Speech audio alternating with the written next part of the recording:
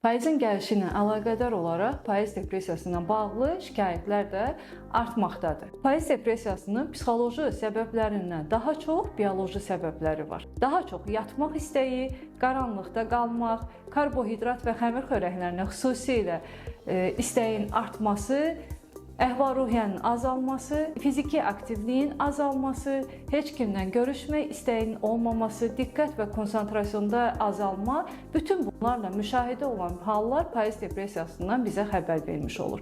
Əgər 2 mövsüm ard-arda belə hallar sizdə varsa, mütləq mütəxəssisə müraciət etmək zamanıdır. Necə aradan qaldırmaq olar? İlkin tövsiyələrimiz: hər gün mümkün qədər payız günəşindən yararlanmağa çalışın. Otaqları daha çox işıqlandırın. Hər gün 30 dəqiqə piyada yerimək sizin payız depressiyasından uzaqlaşmağınıza, tam qurtulmasanız da kömək etmiş olacaq. İsti duş almaq və ya saunadan istifadə etmək, bu kimi tövsiyələrə əməl etsəz, xoş əhval-ruhiyyə yaratmış olarsınız. Pozitiv əhval-ruhiyyə verən dostlarınızla zaman keçirmək, xüsusilə sosial ünsiyyət payız depressiyasında sizə kömək edə bilər. Payızda təbiət yuxuya gedir. Təbiət yuxuya gedərkən beynimizi aktiv tutmaq məcburiyyətindəyik. Buna görə də yeni məşğuliyyətlər etmək, aktiv həyat tərzini qorumaq lazımdır.